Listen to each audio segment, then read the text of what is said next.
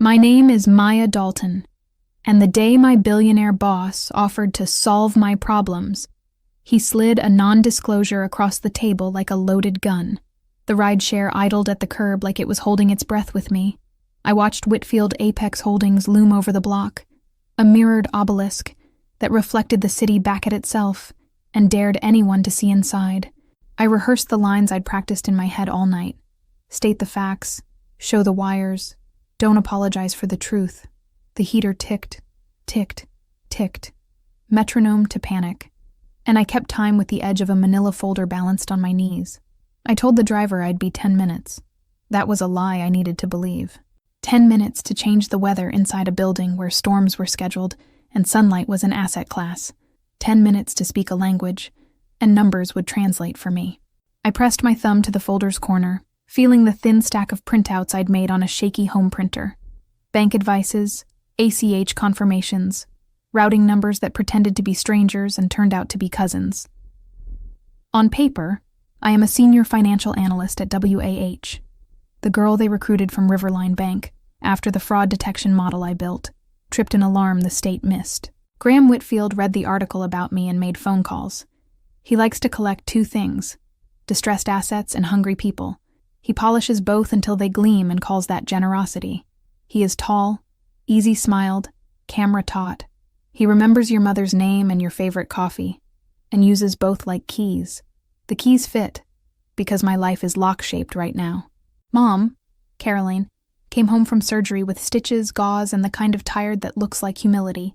Piper, my little sister, scrolls tuition portals with a brave face and a backpack full of contingency plans. Rent asks its questions every first of the month. I answer in overtime. I am the only income, which means I am both ladder and net. 2 weeks ago, Graham invited me to a mentor check-in. Clean glass, quiet water, a skyline that posed like it had a publicist. He praised my vigilance and slid me the NDA like it was medicine. Protection, he said. We take care of our own, he said.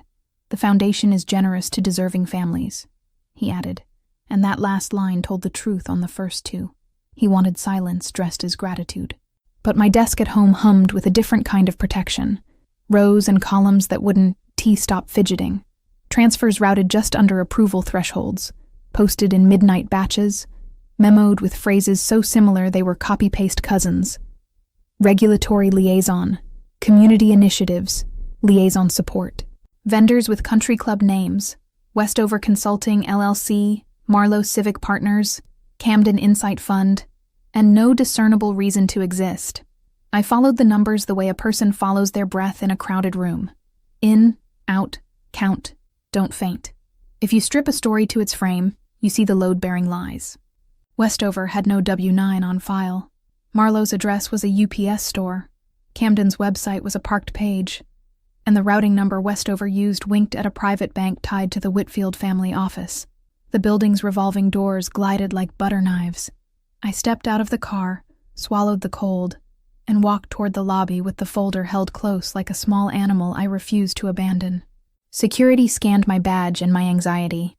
The elevator doors opened with the hush of wealth, and the cab lifted me through floors of granite and quiet. In the reflected paneling, I saw myself as Wah likes me. Competent, grateful, silent. Then I saw myself as the data demanded, awake. The elevator stopped on 37, and the doors parted to an air-conditioned idea of heaven. I adjusted my blazer. I leveled my voice in my throat. I crossed to reception, asked for the board liaison, and rested my palm on the folder so I wouldn't drop the future. I didn't sign his NDA. I printed the wire transfers. If you've never been in a billionaire's elevator, it's quiet enough to hear your doubts breathing. The first time I wrote it, the silence felt like a compliment. The second time, it felt like stagecraft. Graham likes curated quiet. He says clarity lives there. He means control does. He stood beside me that first week, all practiced ease and cologne that smelled like winning, and said, "You rise faster when the room doesn't rattle." I nodded like a person who'd been invited upstairs and didn't want to trip. Before WA, I lived in rooms that rattled. Riverline Bank's break room chairs squeaked, printers coughed, and coffee tasted like the inside of a budget. I wrote code at night that watched transactions breathe. The model spotted a pattern. Micro deposits feeding ghost invoices. Small enough to be boring, frequent enough to be theft. A retirement home kept its lights because of a flag I set. A reporter wrote 2 paragraphs that changed my phone number. Wah called. Then Graham called. He told me I had corner vision. Corner vision is rare, he said. We invest in rare. Wah invested in me with pageantry, mentorship dinners and private dining rooms where waiters wore gloves and laughter wore pearls, place cards that spelled my name like a promise. Graham seated me between people who ran budgets bigger than cities and told them I was hungry in a way the market respects. They smiled the way people do when they smell a return. He introduced the cast I would eventually fight across. Elena Rhodes, CFO, cheekbones like protractor's mind, like a ledger sharpened to a knife. Marla Decker, HR chief. Voice of we care, and policies that sounded like lullabies until you read paragraph 6. Victor Ames, board chair. Old guard, serious knuckles like history. The kind of man who clears his throat and makes a whole room sit up straighter. Theo Park, head of IT, puzzle-souled, kind-eyed, the only person who could make the server room sound like a sanctuary. And Jade Rivers, my forever friend outside the glass bartender 2 blocks away, a human lie detector with a tip jar and a laugh that patched holes in my courage. Graham's charm is a management style and a weapon. He complimented my code, asked about Caroline's surgery with practiced tenderness, joked about Piper's major like he'd read her application essay. Family is fuel, he said. Let's make sure your engine never sputters. It felt like care until it felt like leverage. I did what good analysts do. Worked, learned, kept receipts. I also learned the choreography of power. Calendars that moved without asking. Meetings set at the 17th minute like numerology. Emails that said quick when they meant consequential. Doors that locked from the inside in ways you couldn't see. The red flags didn't march. They blinked. One night, procurement asked for a reconciliation pass. I opened the ledger and met a stranger. Westover Consulting LLC. No website, no W-9, 7-figure fees, memos that read like a thesaurus exercise. A quick search found smoke and mirrors. I looked around the aquarium. Everyone glowing in monitor light. Heads tilted. Keyboards whispering, and wondered if I was the only one hearing the tick. I put a sticky note on my screen. Westover. Why? Then I put one on my brain. Don't accuse the weather of raining. Bring an umbrella and a barometer. The elevator sank me to street level the way a stagehand lowers a set. Smooth, invisible, inevitable. I stepped out into the real city. Sirens, halal carts, couples arguing softly, and realized the quiet in the elevator wasn't the absence of noise. It was the muffling of consequence. My first red flag arrived as a vendor named Westover Consulting LLC, with no website, no W-9, and 7-figure fees. Fraud doesn't look like a smoking gun. It looks like ordinary numbers that refuse to sit still. Numbers fidget when they're hiding something. They scratch around thresholds, adopt aliases, rehearse their casual faces. I built a time series and waited for the shape to confess. The waveform formed a pattern that looked like discipline with a conscience problem. I cross-checked vendor masters. Westover wasn't properly onboarded. A ticket labeled pending docs aged like bad milk. Pending is corporate for, we'll bless it later if no one screams. 2 more names revealed themselves when I fed the pattern back to the ledger. Marlowe Civic Partners and Camden Insight Fund. If Westover was a mask, these were the understudies. Their EINs rhymed. Their invoice templates matched fonts like cousins at Thanksgiving. Their deposits kissed the same routing corridor. A junior accountant named Cheryl caught me in the break room, eyes bright with a fear she hadn't yet named. "Did you see Westover?" she whispered, as if saying it correctly might summon safety. "The W-9 is weird." I told her to forward me the packet. She nodded like I'd thrown her a rope. By afternoon, her desk was empty, chair pushed in, login deactivated. Marla called it a lateral move to a partner vendor. The sentence smelled like bleach. I added Cheryl to my list of anomalies, not because I thought she was one, but because disappearing employees belong on the same page as disappearing paperwork. I printed every Westover advice I could legally touch, marked them with blue pen, dated my initials. I learned from Riverline that truth preserved in ink ages better than any PDF. At home, the kitchen table turned into a war room. Mom spooned broth and watched me draw triangles between amounts, timestamps, and approvers. She asked, "Do you have someone inside who won't look away?" I thought of Theo's steady hands and coiled smile. "Maybe," I said. Piper hovered with her laptop and braved jokes.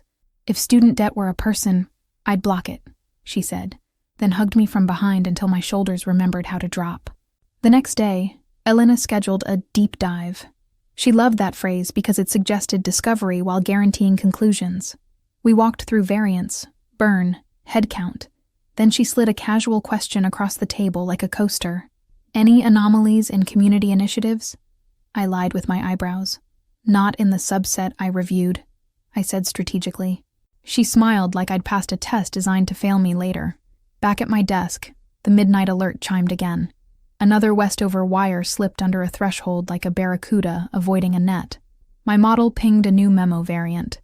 Regulatory Outreach Liaison. I added it to the dictionary of deceit. By now the shape was undeniable. If you drew the wires on a whiteboard, they made a staircase built for skipping accountability. I traced the routing number backward through public records, until it rang a bell I didn't want to acknowledge. Whitfield Family Office used the same bank. Family Office. Westover. Marlowe. Camden.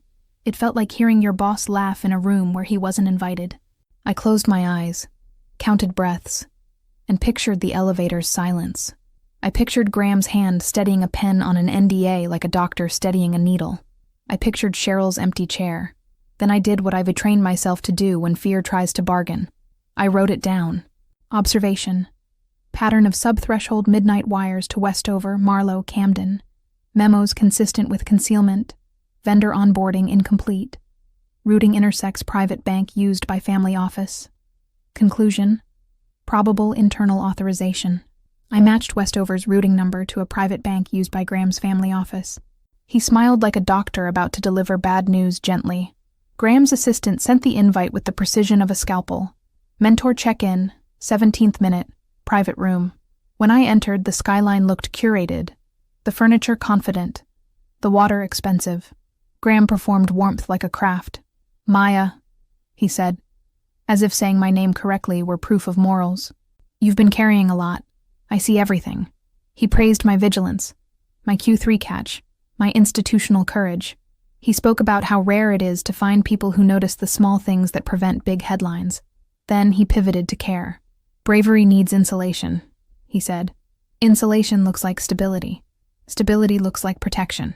With that, he slid the folder across the table. The NDA rode shotgun to a retention bonus I could have folded into rent relief and surgical bills and Piper ES tuition. The confidentiality rider wasn't about trade secrets. It wanted everything. Observations, interactions, potential reputational matters, past and future. A blank check drawn on my throat. "It's standard," he said before I could ask. "These are litigious times. We don't want distraction to find you." His gaze softened. "Our foundation has placed scholarships with families like yours. Generosity should find you too." It was all so soft, it bruised. "I'll review it," I managed. "Tonight." He nodded like a priest forgiving me for thinking. "Good," he said. "Timing matters before comp closes. I'd hate for administrative delays to cost you." I stared at the signature line.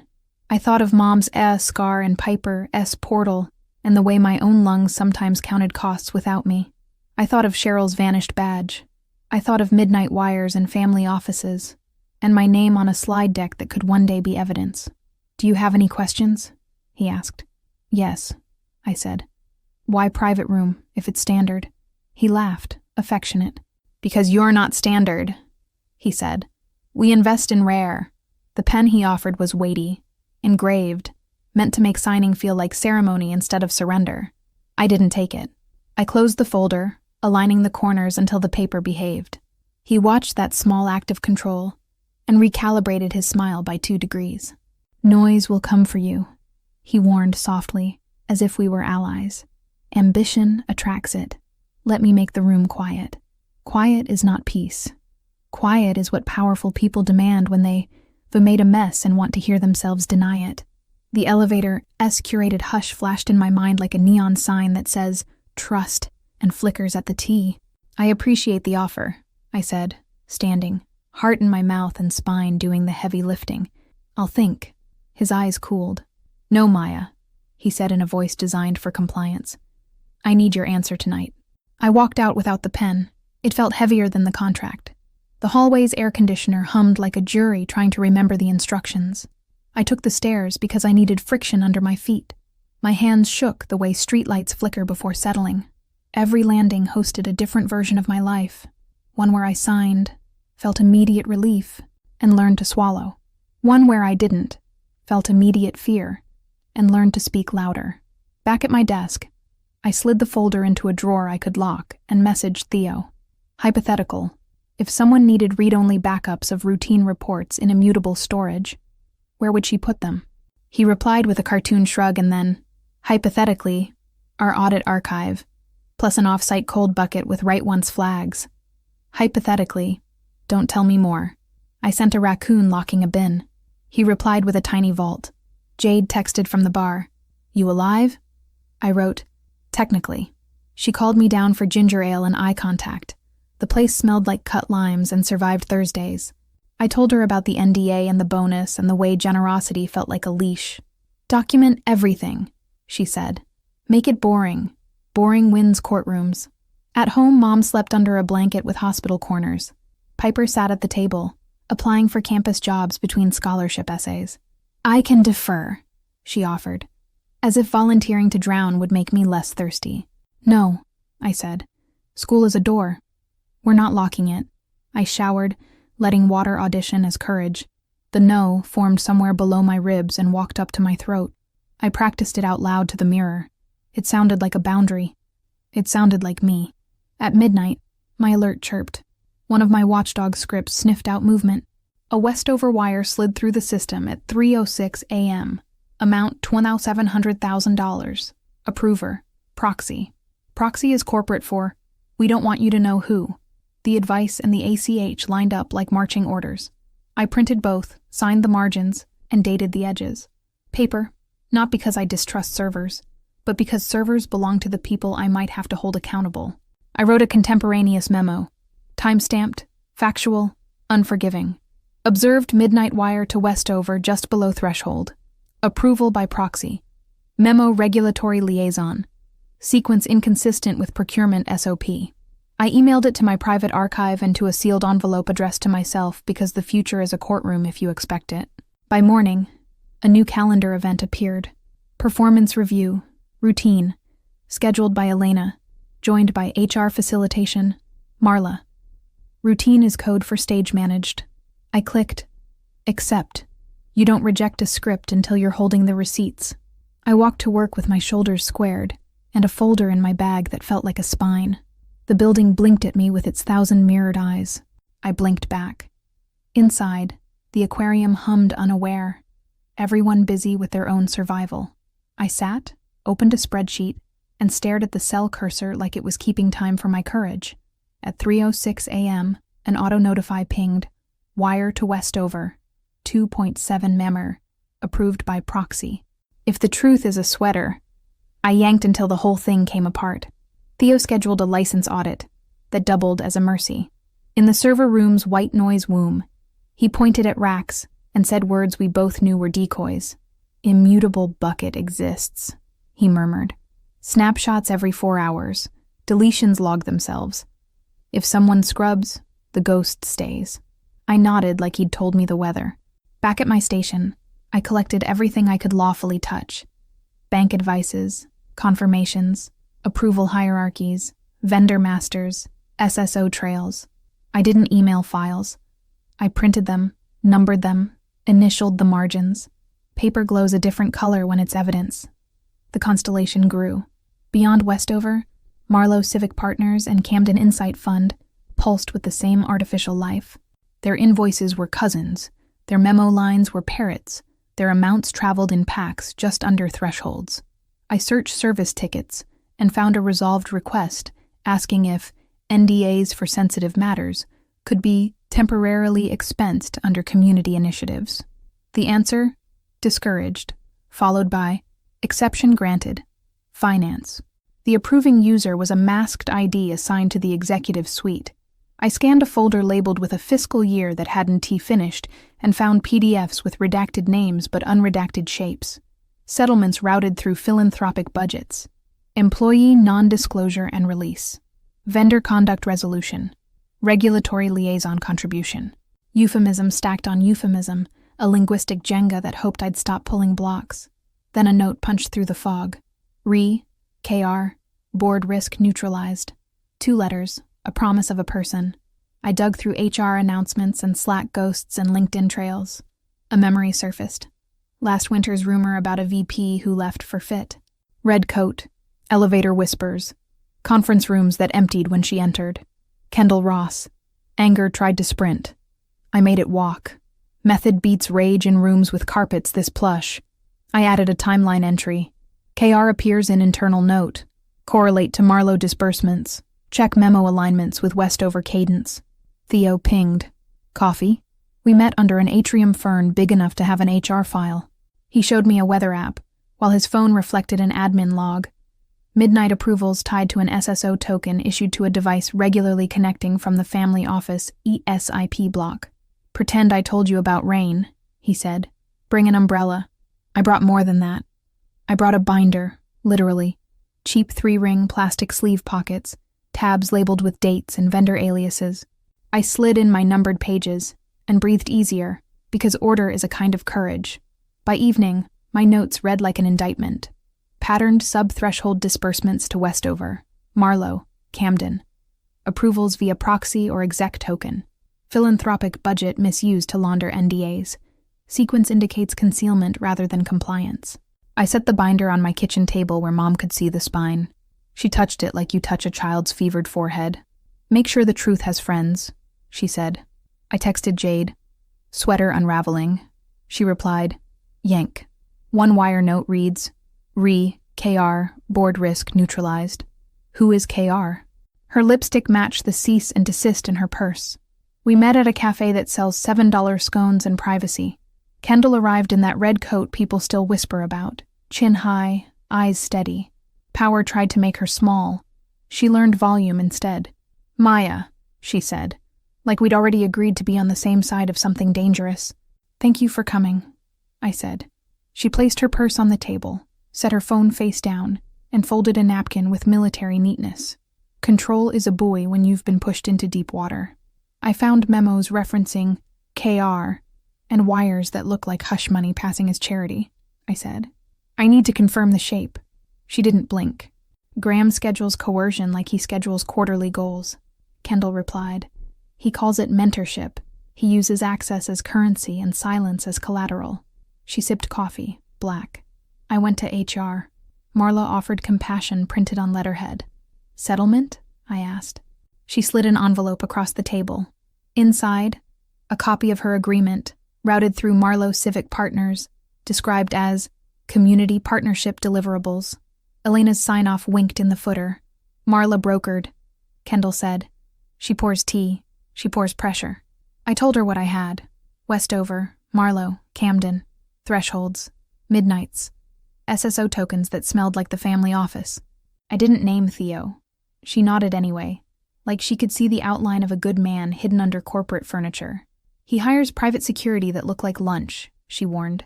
They sit, listen, follow, forget to exist on paper. If you feel watched, you are. Don't send email you can't frame on a wall. Use paper. Use witnesses. Will you testify? I asked, voice doing its best not to tremble. Kendall's smile showed a scar, not a weakness. Tell me when to wear the coat, she said. I won't come quietly. She reached into her purse, pulled out a cheap prepaid phone, and pushed it across the table with 2 fingers. When it starts, call this number. Don't text. Don't improvise. My lawyer watches this line. You'll need it when the building pretends to be bigger than the law. I weighed the burner in my palm. It felt like a small door I could keep in my pocket. There's a note, I said, that says board risk neutralized. They think risk is reputation, Kendall said. They never factor in the day a receptionist holds a door for justice. Don't be alone when you open it. She stood, coat flaring, like a flag at half-mast in full battle. For a second, the cafe fell quiet. The good kind. The kind made by respect. She squeezed my shoulder, not to comfort me but to steady me. You're not the first, she said. Don't let them make you the last. Kendall slides a burner phone across the table. When it starts, call this number. Marla offered tea. It tasted like leverage. HR Conference B had the polite art on the walls, the kind that looks like a horizon and means boundary. Marla arranged her face into empathy and the cups into symmetry. Elena arrived with a tablet and a smile that measured my pulse. We've received reports you accessed files outside scope, Marla began, voice laminated. We want to give you the opportunity to contextualize your intent. Contextualize your intent. Corporate for talk yourself into our version. I'm reconciling vendor payments, I said. Procurement requested a sanity check. I printed bank advices and confirmations associated with open payables. That falls within my swim lane. Elena rotated the tablet so I could see screenshots of directories. These are restricted, she said. Exports were made without tickets. I printed, not exported, I said evenly. Hard copies are dated and initialed for reconciliation. I did not alter, forward, or distribute. I preserved. Marla nodded in therapist cadence. We understand pressure, she murmured. Family, finances. Anxiety can lead to choices. We're offering a corrective action path. Keep your role. Sign a standard confidentiality rider. Surrender any inadvertent copies. We close the loop. She pushed an NDA toward me. Twin to Graham's. Carnivorous as ever. Standard, she repeated. Protects the enterprise. Protects you. I'll review with counsel, I said. Elena's eyebrows clicked up a millimeter. This is internal, she replied. Legal isn't necessary.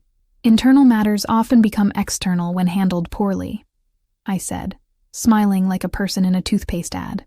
Please provide the allegations in writing, a list of supposedly restricted files, and the specific policy you believe I violated. Marla's friendly mask cracked and reknit. We value you, she said, words cooling. But to be clear, security will escort you out if you take one more step out of line. I stood with careful calm. Then I'll stay in line, I said, and wait for your documentation. I left the tea untouched because I was born yesterday enough to know better. In the hall, my heart drummed SOS. Back at my desk, I wrote a contemporaneous memo. Date, time, attendees, direct quotes, my responses, my requests for written details. I printed it, initialed the margin, and slid a copy into the binder. I BCC'd a private archive that has seen my taxes and now met my courage. Theo appeared at the edge of my vision, set a stress ball on my desk like it was a grenade with the pin intact, and kept walking. I squeezed it until my hand remembered it belonged to me. Across the floor, Elena typed. HR's door stayed half open, half welcome. The aquarium bubbled with ignorance and necessity. As I left, Marla said, Security will escort you out if you take one more step out of line. They didn't offer hush money. They priced my future. Graham's assistant sent a quick check-in that landed on my calendar like a meteor. Same private room, same skyline pretending to be neutral. Graham greeted me with a sorrowful smile, the kind reserved for funerals and negotiations. Rough week? He asked.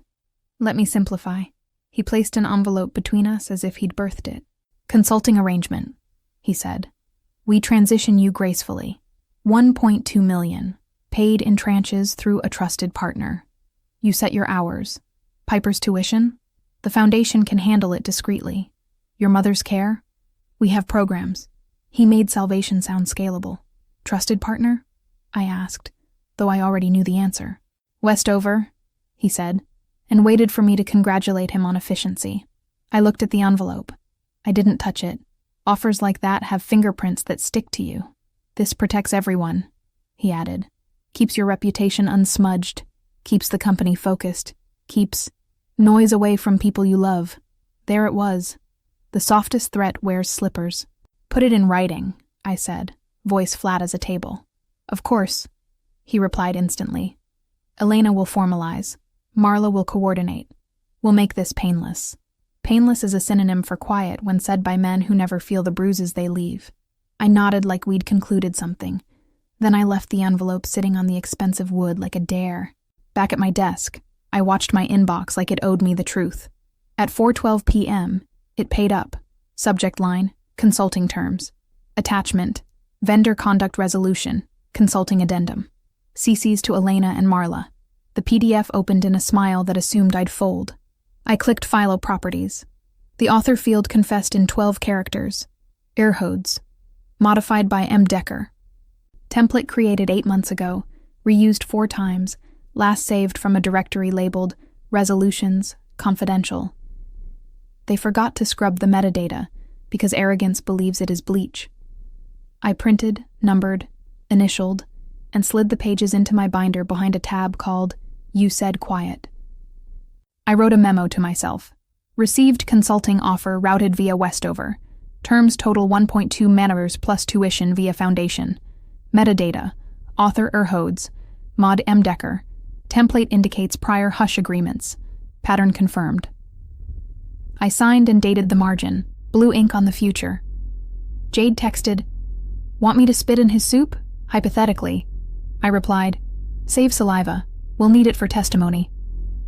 She sent back a dagger emoji and a heart-wearing boxing gloves. As the building emptied, I walked a slow circuit. Elena's glass walls showed neat stacks. A woman who curates even her piles. HR glowed television blue. Graham's office looked like an award show. Trophies catching light, a view arranged for magazines. I took the stairs down because elevators are for people who believe gravity is on their side. Outside, the air had edges. I inhaled until they softened. I'd chosen the hard version of my future, but it was mine. I pictured the boardroom glass, the projector's glow, the slide titles I'd build with a calm that felt like a blade. His assistant emails the terms, CCing Elena and Marla, and forgets to strip the metadata. The author field was a confession in 12 characters. I printed the PDF properties like they were mugshots. Author, Erhodes. Modified by M. Decker. Created from Vendor Conduct Resolution, Template Final. The document didn't just ask me to be quiet. It told me who had written the silence. I slid the new pages into my binder, tabbed metadata, and let the plastic sleeve crinkle like a small, satisfied laugh. Theo met me by the elevators pretending to talk about a patch rollout. He angled his phone so the reflection off the brushed steel showed a login screen only ghosts should see. I found a midnight pattern chained to a single SSO token. He murmured. Voice casual, face bored. Token pings from an off-site IP block assigned to Whitfield Family Office. Approvals routed via proxy object with elevated scope. Someone thinks masked IDs are invisibility cloaks. Family Office, I repeated, as if tasting a dish I already knew would make me sick. You can tie it? Log integrity is stronger than their imagination, he said. Timestamps reconcile across 3 layers. Even if they torch application logs, the auth gateway keeps its own diary. I exhaled a thank you I didn't have time to decorate. We stepped into the elevator, that curated quiet that once felt flattering. Now it felt like a padded cell. Kendall's burner buzzed in my purse like a heartbeat. I ducked into a phone room and dialed. She answered on the first ring. Say it, she said. Metadata confesses, I replied. Erhodes authored, M. Decker modified. Family Office IP, proxy approvals. Westover is the wash. Good, Kendall said. Call Sabrina. Attorney Sabrina Holt answered like a person who didn't waste seconds. I explained what I had and what I could prove. She asked clean questions, the kind that make a story stand up straight. Dates, amounts, access paths, who saw what and when. This is classic laundering of hush through philanthropic budgets, she concluded. They'll frame it as community engagement and regulatory liaison, but your sequencing and the SSO logs reframe it as concealment. She outlined the rails, federal and state whistleblower protections, anti-retaliation statutes, the value of contemporaneous notes. You've done half my work by writing to yourself, she said. Now we keep everything pristine. No speculation, only receipts. We go to the audit committee, not HR. We set a clock they can't ignore. Quarter end. Quarter end is 8 days, I said. Perfect, she replied. They'll want the numbers tidy before the auditors arrive. Pressure makes truth louder. I stared at the ceiling tile, counting the pinholes to slow my pulse. What about retaliation? I asked. It's not if, she said. It's when. You've already experienced soft pressure. NDA, corrective path, performance review, expect surveillance, access degradation, character smears, expect kindness weaponized. Document each hit. If they touch your family, we escalate immediately. My throat tightened. They've hinted at tuition and bills. Then we put them on notice in writing, she said. Copy the audit committee. Your integrity is a public record now. I ended the call and stared at my reflection in the black screen, a pale outline in a glass coffin. The elevator doors slid open onto finance. Elena watched me pass with a gaze that could sanitize a battlefield. Marla's laughter floated from HR, effervescent as bleach. Graham's office door was ajar. His trophies pretended to be accomplishments and not alibis. I went back to my desk and built slides. Not pretty, not branded, clean. Title pages like declarations, wire transfer receipts, Westover, Marlowe, Camden. Subheads that prosecutors love. Amounts, dates, routing numbers, approvals. Side-by-side vendor master extracts, approved vendors versus ghosts. A simple diagram, arrows flowing from family office IP to SSO token to proxy approval to midnight batch to philanthropic budget. Last slide, risk register, harassment exposure, regulatory fines masked as donations, books and records violations, governance breach. When I finished, my binder felt heavier, like truth had mass now. I wrote one more note to myself. If kindness arrives with a price, it's not kindness, it's inventory. Sabrina A.'s final instruction came by email. Send encrypted packet to audit committee with delivery receipt. Time it before close. Then step out of hallways where cameras do the storytelling. I attached the slides, bank advices, ACH confirmations, vendor extracts, log summaries, metadata printouts, and my dated memos. I encrypted, addressed Victor Ames and the audit committee, and hit send. Then I closed my eyes, counted 5, and told my fear to sit. Sabrina says, we'll need the board in a room, and a clock they can't ignore. If I waited, they'd bury it. If I rushed, they'd bury me. The delivery receipts landed like gongs in my inbox. Opened, Victor Ames. Opened, audit committee liaison. Opened, external counsel. No read from HR. Good. I wanted HR to be surprised by governance for once. I timed it for the last Thursday before quarter end because auditors hover then. Clipboards out, faces set to serious. 5 minutes after the receipts, my phone rang. Unknown number. I let it go to voicemail. 2 minutes later, an email from Victor. Executive session tomorrow. 9 a.m. boardroom. Bring original receipts, printed logs, and your counsel if you wish. Do not disclose this meeting to HR. A second email followed. Calendar invite with no description. Because description is a luxury when the building can read your calendar. I packed my binder like a go bag.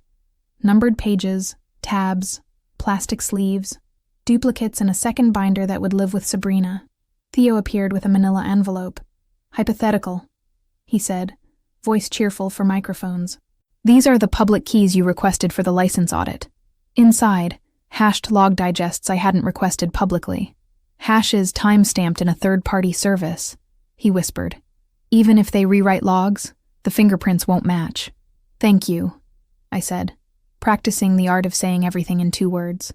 At lunch, the aquarium hummed with end-of-quarter frenzy. People argued about accruals and outlooks, and whether the hummus was expired. My phone buzzed again. Unknown. Then a text from a different unknown. Your mother's clinic bill. Paid. You're welcome. A link to a payment receipt. The clinic's name. The amount to the penny. The room tilted. Rage has 2 speeds. Wildfire and glacier. Mine chose glacier. Slow and devastating. I walked to a window and watched taxis stripe the street like arteries. Then I opened my email and wrote clean. 2. Graham. CC. Audit Committee. External Counsel. Victor subject. Cease contact with my family body.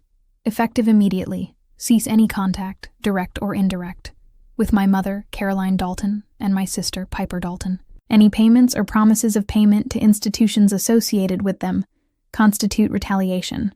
I have preserved evidence of prior communications and will include this incident in tomorrow's executive session. Monsieur Dalton. I hit send.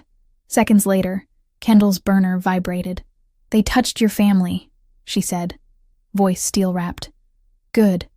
Document. Make them say it out loud. Sabrina replied within minutes. Excellent notice. Keep all messages. Screenshot. Forward copies. We add this to the packet. Tomorrow we go first. Victor will allow it. He's old-school governance. I printed the payment text, stapled it to a memo, slid it into the binder under retaliation. Theo pinged me. Access changes hitting your account in the last hour. HR toggled your shared drive permissions and tried to enter your personal folder. Decoy held. I logged the attempt. Decoy? I typed. A folder named Receipts, Rye, Final. Inside, 20 pictures of bread. He wrote. Also a readme. Hi, Marla. Despite everything, I laughed. Laughter is oxygen when buildings try to suffocate. Late afternoon, I walked to Jade's bar. She slid me water like it was whiskey. You look like you swallowed a storm, she said. They paid Mom's bill, I told her. Jade's face learned a new shape. Then we collect interest, she said. What do you need? Tomorrow, 9 a.m. I need to remember I'm not alone, I said. She nodded. I'll be outside, she promised. Red lipstick, mean eyes. I went home early. Mom stirred soup and pretended not to feel guilty. Piper pretended not to notice my binder. We watched a sitcom that tried too hard. I tucked everyone in with lies about how fine everything would be, and then sat at the table marking the last tabs with a Sharpie that bled slightly. Wires, metadata, logs, retaliation, risk. Around midnight, I checked the door twice, put my phone face down, and slept like a person who dememorized their speech and left nothing in the building cess pockets. A text from an unknown number. Your mother's clinic bill. Paid. You're welcome. When they paid my mom's bill, they put their fingerprints on my fear. Morning sharpened my resolve. I brewed coffee strong enough to stand up by itself and printed one last cover page for the binder. Integrity package. Dalton. Mom joked about my school project. I kissed her forehead and promised to be back for dinner. Piper squeezed my arm like I was heading into a final I'd already passed. At my desk, Theo sent a quick update. Security attempted to access your shared drive at 7:04 a.m. Decoy tripped again. I logged their workstation IDs. Screenshots attached. He included a still of a cursor hovering over the bread photos. Sometimes survival is a sense of humor wearing armor. I drafted an email to Graham with the audit committee still copied, confirming receipt of my previous message. Any further contact with my family will be included in formal filings. I attached the clinic payment text and my screenshots. If they wanted to make kindness into a weapon, I would turn it into evidence. Sabrina arrived in the lobby wearing confidence like a well-cut suit. We present first, she said, riding the elevator with her hand braced as if the building might try to shrug us off. We tell a story only numbers can tell. We ask for executive session rules. No HR, limited counsel, board members only. We lay out wires, logs, metadata, then retaliation. We end with governance obligations and the clock. What if Graham goes on offense? I asked. He will, she said. He'll accuse you of extortion, instability, ambition, naivete. He'll perform concern for your family. We don't catch the performance. We change the lighting so the act looks like what it is. The boardroom door opened to glass and gloss and a table long enough to require maps. Victor stood at its head with a stack of paper that didn't rustle because paper can sense power. He shook my hand like a judge swears in a witness. Ms. Dalton, he said, you requested this meeting through proper channels. You will be heard. Graham, Elena, and Marla sat on one side, faces curated. Graham wore an expression I recognized from photo spreads. Serious, paternal, disappointed. Maya, he said softly, as if we were talking about my career path, not his paper trail. We could have settled this internally. Sabrina placed my binder on the table with ceremony. We brought receipts, she said. We'll proceed with the sequence. Victor nodded. Ms. Dalton, walk us through your materials, he said. Counsel will hold questions until the end. I opened to wires and began with ordinary words that together became extraordinary. Dates, amounts, routing numbers, memos. Westover, Marlow, Camden. Sub-threshold transfers at midnight.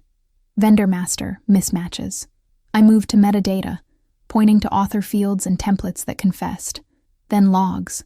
SSO tokens tied to the family office IP block. Proxy approvals not in policy.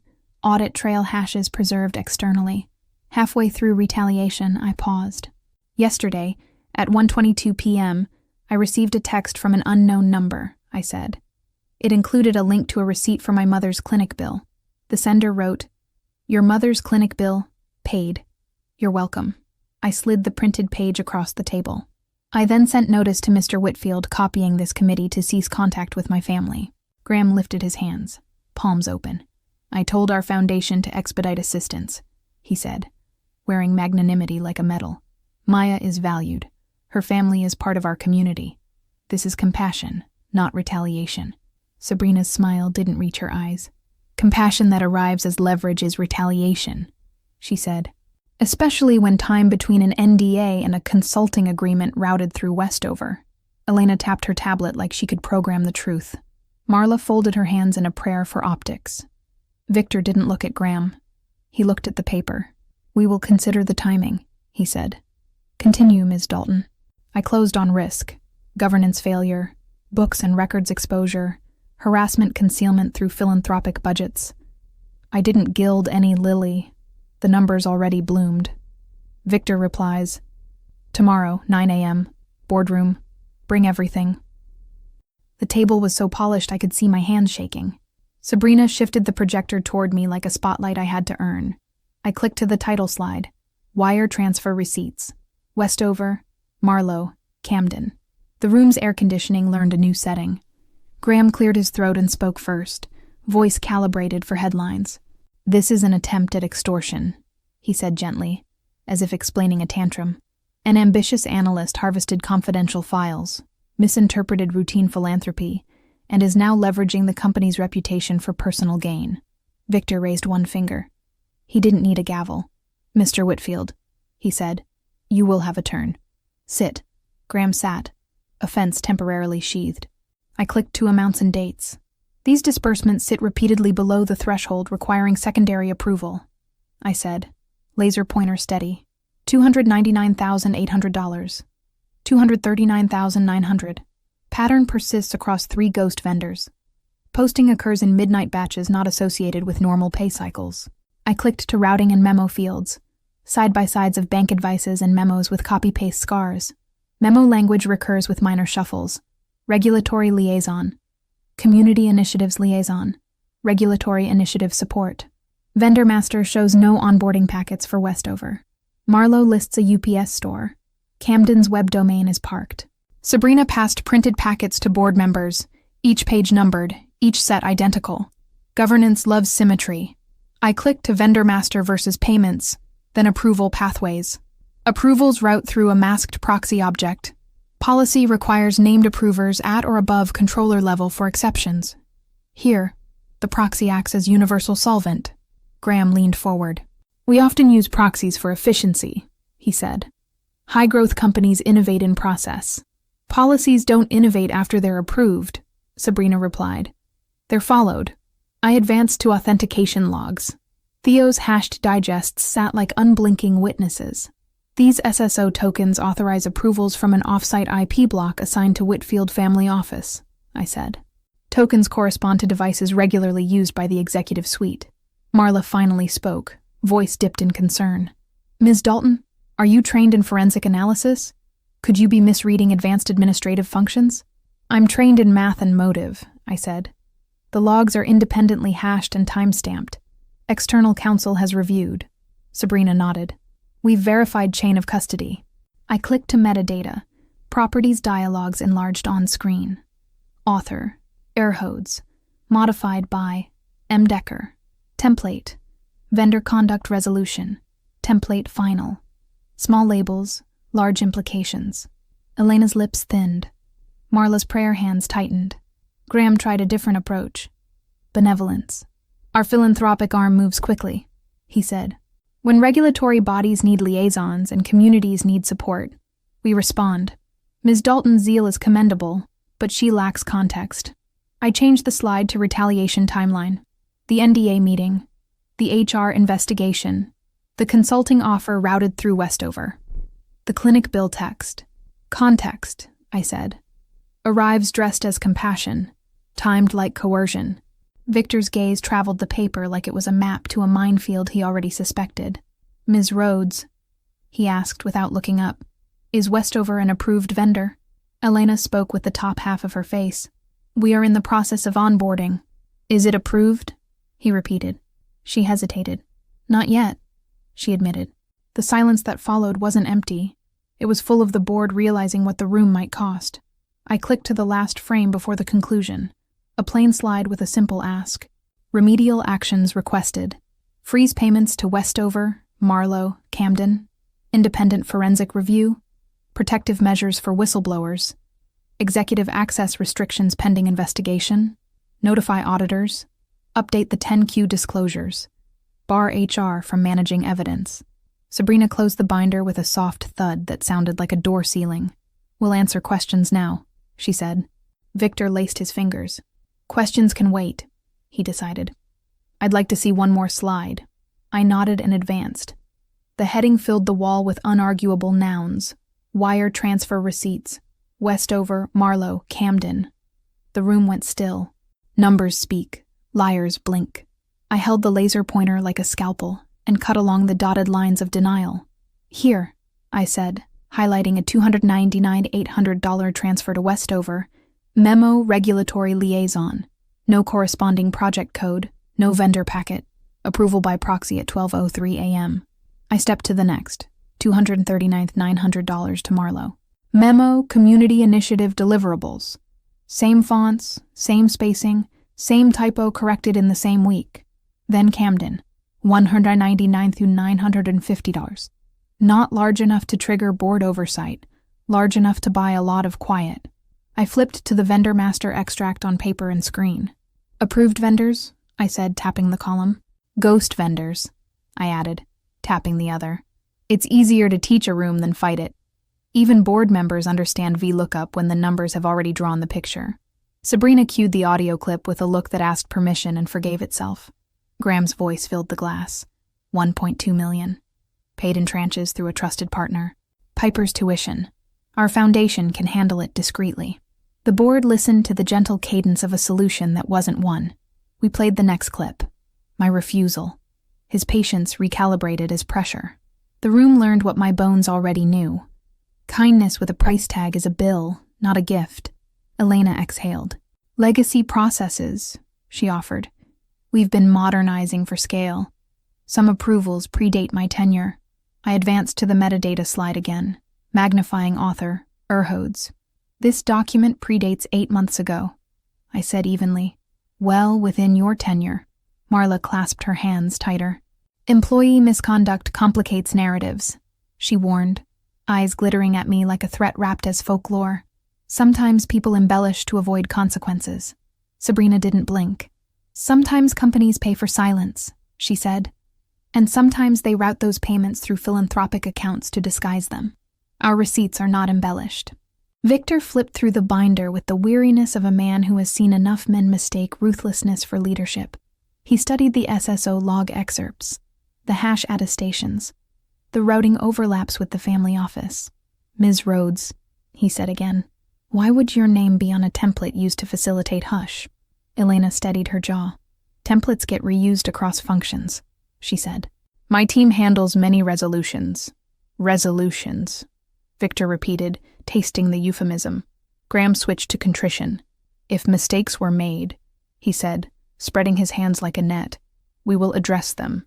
But this, he gestured at the wall, is a narrative crafted by a junior employee hurting financially, perhaps confused by the scale at which we operate.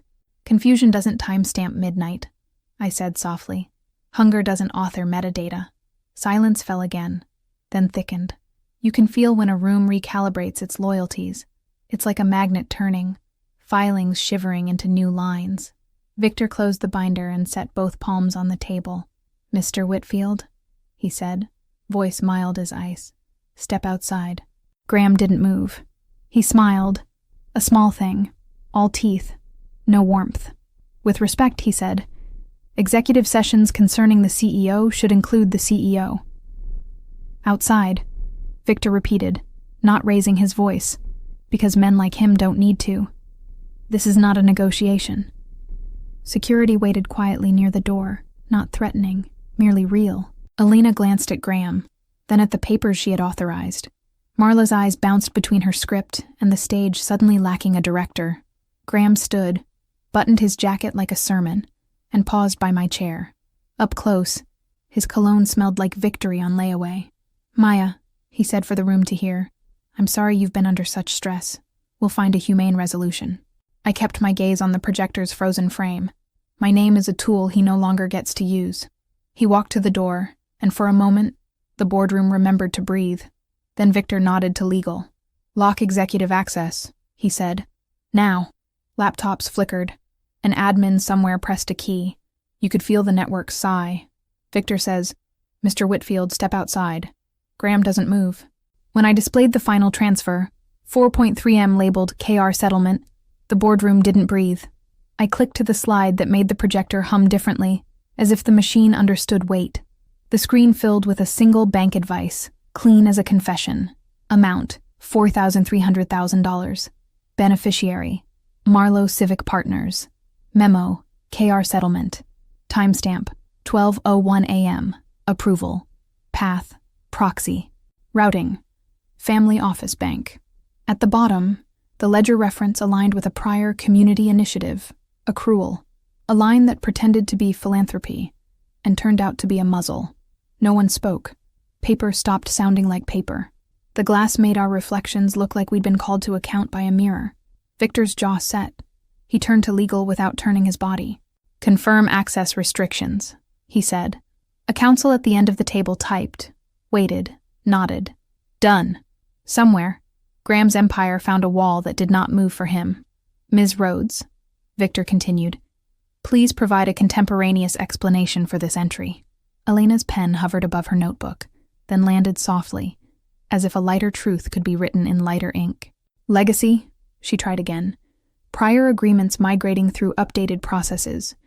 We've been clarifying categorization."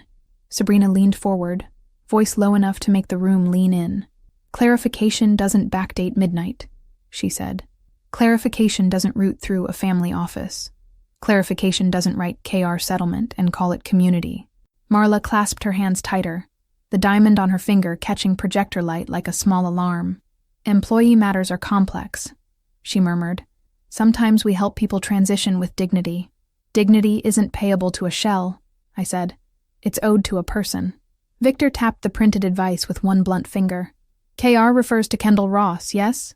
he asked, already knowing. "And the settlement was disguised under philanthropic spend?" No one answered in time to save themselves. Silence can be a plea. This one was an admission. Security reappeared at the door, quiet as the carpet demanded. Graham stepped back in with a look that had convinced entire markets to change their minds. "Victor," he began, "we should not criminalize compassion. Ms. Ross was treated respectfully. Our community engagement—" "Stop," Victor said, and the word cut like a paper edge you don't see until the blood appears. "Effective immediately, Mr. Whitfield. You are suspended pending independent investigation." He nodded to legal. "Prepare the notice. Notify auditors and outside counsel. Convene the ethics subcommittee." Graham's smile returned, smaller and sharper. "If you suspend me," he said lightly, "the street will read panic. We'll hemorrhage confidence, and you'll hand our competitors a headline. The street will read governance," Victor replied, "and regulators will read relief." Elena tried a pivot. "We've always intended to review philanthropic flows," she said. "If errors occurred, they were process errors, not malice. Process errors don't tail employees' cars or pay their mother's bills between NDAs," Sabrina said. I slid a final page across the table, a preserved copy of the consulting offer's metadata page. Author, Airhodes, modified by M. Decker. The board no longer needed me to make speeches. I'd brought them a language they could not dismiss. Victor looked at me, and for the first time, something like gratitude softened the iron of his face. "Ms. Dalton," he said, "your materials will be placed under protective seal. You will not be retaliated against." Marla inhaled to object. Victor lifted a palm and ended her line before she spoke it. He turned to security. "Please escort Mr. Whitfield to his office to collect personal items only. His corporate devices remain here." The walk to the door was short and very long. At my chair, Graham paused, one last performance flickering across his features. He set his voice to paternal concern. "You're making a mistake you don't yet understand," he said, almost kind. "You think this ends with me?" I looked at the frozen slide, KR settlement, 4.3 man, and then at the binder in my hands. "No, I said. I think it starts with us. Security guided him out. The latch clicked. A sound like weather changing passed through the room. Victor exhaled for all of us. We moved to containment and disclosure, he said. Finance, freeze all payments to Westover, Marlowe, and Camden. HR, you are removed from all investigative functions pending review. Outside firm will assume. Marla's face emptied. Elena's went still, then strategic. Sabrina closed my binder and put her hand over mine, steadying the tremor I refused to name. The projector dimmed. The city beyond the glass kept moving, as if the tower had not just noticed its conscience. Taking down a king doesn't end the game. It knocks every piece sideways. By noon, the internal memo hit inboxes like a siren wrapped in corporate font. Executive transition, interim measures. Words stacked themselves into a nervous architecture. Independent review, temporary suspension, enhanced controls. The building learned a new hush, not curated, cautious. In the elevators, people watched their shoes. In the kitchen, even the coffee machine seemed to tamp its sound. By 3, a business blog published a developing item. The headline did not say scandal, but the paragraph said everything politely. By 4, 2 more outlets repeated the story with less politeness. Our stock opened a stairwell down, then hesitated on a landing. Slack channels bloomed with encrypted side chats and emojis that mean, "Are we okay?" without saying it. The aquarium stared at its own reflection, suddenly curious about what was behind the glass. Elena resigned at 5:11 p.m., a note to staff invoking the needs of family and the privilege of service. Marla was placed on leave, which is a corporate phrase that wears perfume. HR's page went dark for maintenance. A whisper slid across floors. The whistleblower hotline lit up like a switchboard in an old movie. Old grievances found new names. Quiet people stood taller. Loud people found seats. Theo's badge stopped working at 6:02 p.m. He texted me from the lobby with humor doing triage, hypothetically locked out. I called Victor S. liaison from the sidewalk and used the kind of voice that assumes power will listen. Head of IT has been locked out during a forensic event, I said. This is either sabotage or stupidity. 10 minutes later, Theo texted a key emoji. Back in, he wrote. Someone tried to kill my access by accident. Log smiled. I walked home through wind that tasted like newspapers. At the bar, Jade slid me a soda and a steady look. I heard, she said. Your face looks like a cliff they filmed a chase on. My legs feel like it, I admitted. I don't know what tomorrow is. Tomorrow is also made of receipts, she said. And you have a binder. At home, Mom sat with a blanket and a bravery I wish were not necessary. Is everything okay? She asked gently, meaning, are we safe? I told her the truth we could carry. There would be noise. We had help. I would protect us. She touched my cheek with the hand that steadied so many other people as fear over the years. You always have, she said. Piper came in late with a backpack full of deadlines and eyes full of questions. If I drop a class, she began. You won't, I said. Take up space in the classroom. I'll fight here. In the morning, the company staged an all-hands. Victor stood with external counsel and the interim operations lead, a woman named Clarice whose voice could quiet riots. He spoke like a man who knows how to light a path without lighting himself on fire. We will cooperate fully with regulators, he said. We will protect those who spoke. We will not use philanthropy as camouflage. You could feel the building sit up. Someone asked if jobs were safe. Clarice answered with numbers and honesty. We'll trim vanity, not people, she said. A murmur of relief, clipped by realism. My phone buzzed nonstop. Reporters fishing, friends checking, strangers thanking me with too much intimacy. I ignored the first group and cherished the second. The third I filed under, proof that secrets breed communities too. At lunch, an email from Legalaiwa landed with all the tenderness of a subpoena. Please preserve all documents for pending federal inquiry. I read it twice, a benediction disguised as burden. Theo pinged. We've spun read-only archives of your folders, hashed and notarized. Sabrina forwarded a DOJ contact sheet and a plan for interviews. You will testify calmly, she said. We will eat clock and give truth a schedule. In the afternoon, I walked past HR. The lights were lower, the plants looked abandoned. I kept going. Some corridors become museums overnight. and I had no interest in exhibits dedicated to euphemism. Before sleep, I turned on the lamp at the kitchen table and read my memos from the beginning. My handwriting got steadier the more dangerous the pages became. Maybe that's what courage looks like on paper. Letters that stop flinching. An email from Legal Awa. Please preserve all docs for pending federal inquiry. I didn't want revenge. I wanted repair. The first interview with the SEC felt like a dentist appointment for the soul. Bright light, sharp questions. Relief braided with ache. Sabrina sat to my left, composed. Pages tabbed in a rainbow that meant order, not aesthetic. The investigator's pen made small, careful sounds as my timeline unfolded. Dates, amounts, tokens, proxies, midnight, the burner phone and Kendall's red coat. The clinic bill text like a smudge you can't stop seeing. Motivation? The investigator asked.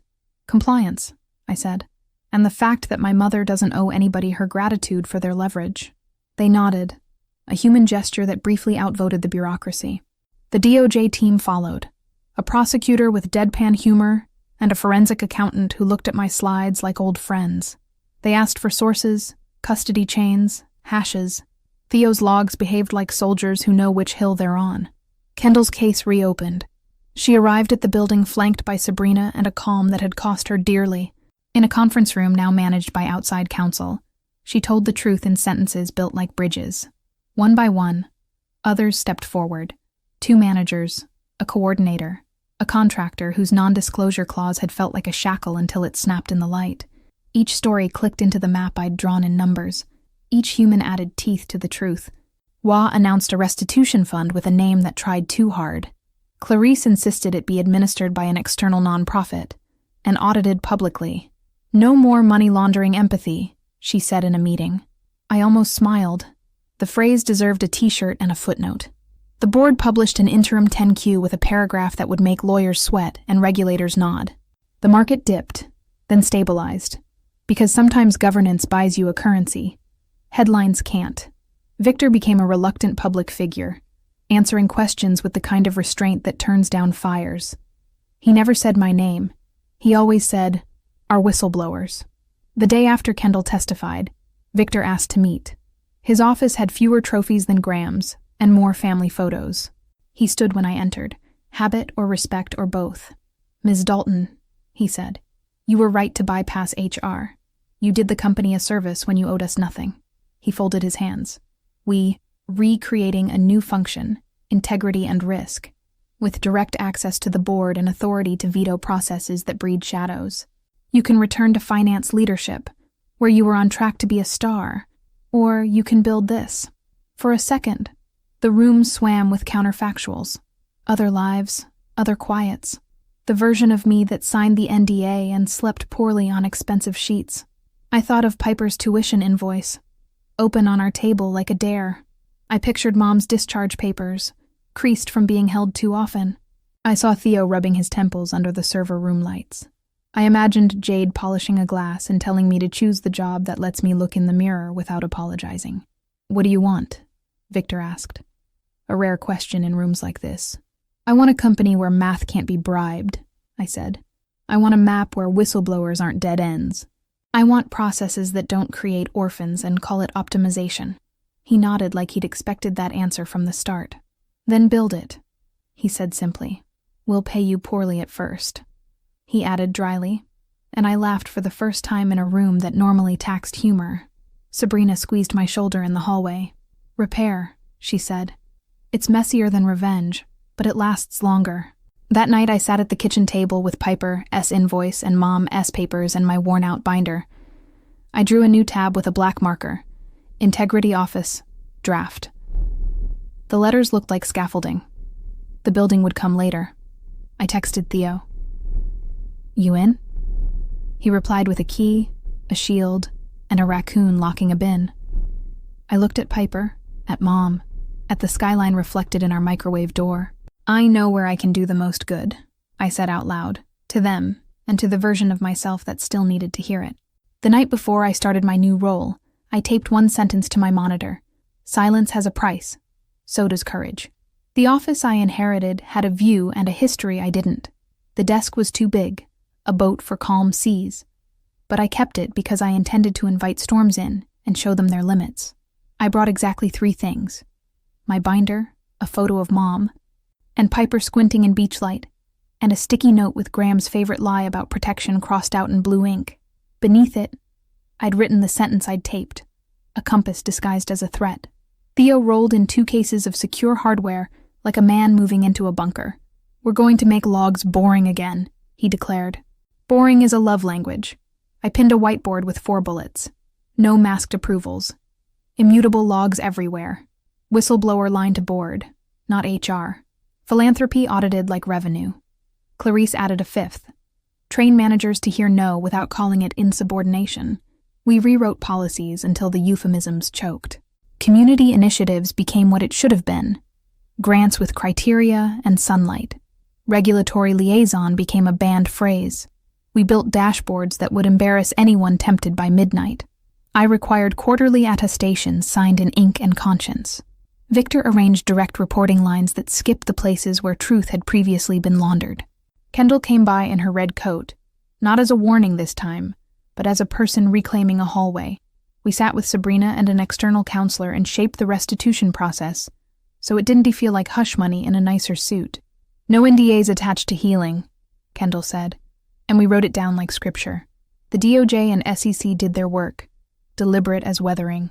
The day subpoenas become sentences will arrive on its own schedule. I learned to live in the meantime, to wake to emails that ask for receipts, to answer reporters with no comment, to nod at employees who wanted to thank me for something they could not name without crying. I learned the difference between loud and true. Mom's color returned first, then her jokes. She plants herbs on the fire escape now, little defiant greens that smell like memory. Piper received a scholarship from a foundation I didn't have to side-eye. She framed the letter and taped a copy to the fridge with a magnet shaped like a lighthouse. We celebrated with cheap cake and expensive relief. On a Tuesday, I walked past the mirrored boardroom and caught my reflection, the way you catch an old friend, S.I., across a crowded street. I didn't flinch. Jade texted a picture of a cocktail napkin with my quote scrawled on it. "Numbers done tea cry. Numbers knock quietly, then kick.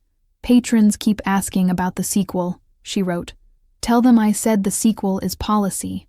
At the next all-hands, Victor stood beside me and introduced the Integrity and Risk Office to the company like a new organ you cannot live without, once you've noticed you were missing it. I spoke last, because the math should always get the mic. "We're not here to be feared," I said. "We're here to be boring in the ways that keep you safe and brave in the moments that demand it." After, I sat alone at my desk for the first time and listened to the building breathe. Not curated quiet, not suffocated silence. The loudest quiet. The kind made by 1,000 people doing their jobs without having to flinch. I texted Kendall, "Paid with truth." She replied with a red square and a heart. Theo sent a gif of a raccoon locking a bin and then saluting. Clarice emailed a calendar invite for our first training, How to Hear No. Before I turned off the light, I looked at the sticky note on my monitor and then passed it to the city, imperfect and honest.